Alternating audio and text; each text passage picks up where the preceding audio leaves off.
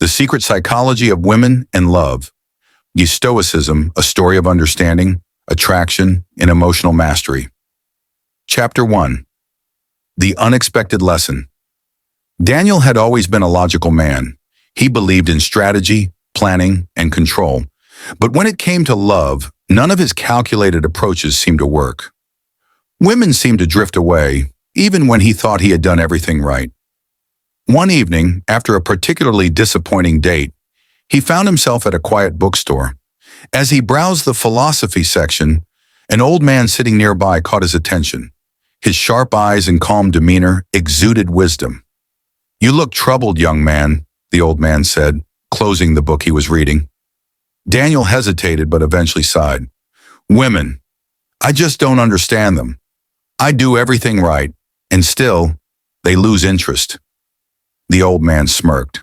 "That's because you don't understand their psychology. You're too attached to the outcome. If you want to truly understand women in love, you must first master yourself." Intrigued, Daniel sat down.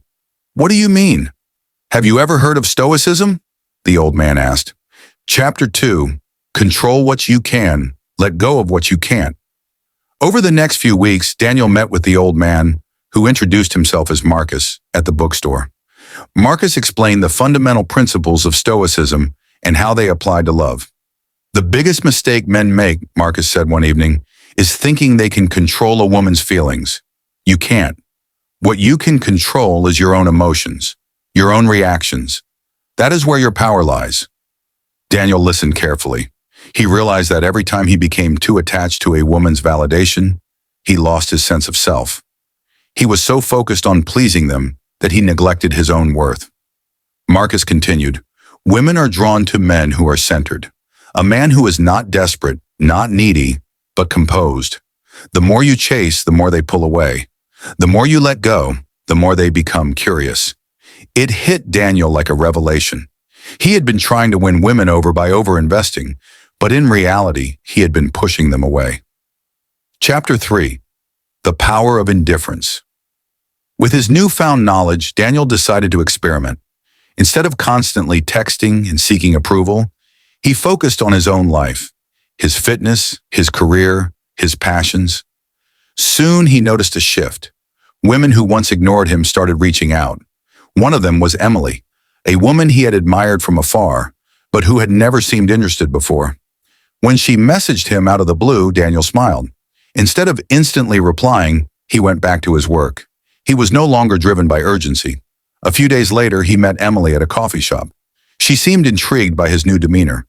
"You seem different," she said. "More grounded." Daniel simply smiled. "I've realized that I don't need to impress anyone. I just need to be myself." Emily leaned in, fascinated. For the first time, Daniel wasn't trying to win her over.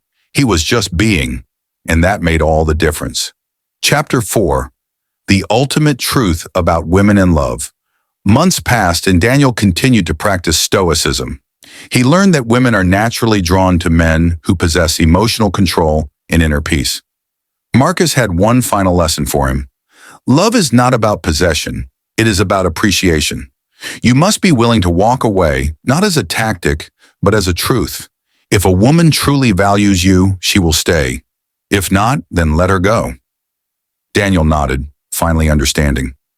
Love was not about trying to make someone stay. It was about being the kind of man they wanted to stay with. And so, as Daniel walked away from his last conversation with Marcus, he felt lighter. He was no longer seeking love. He had already found it within himself. The end.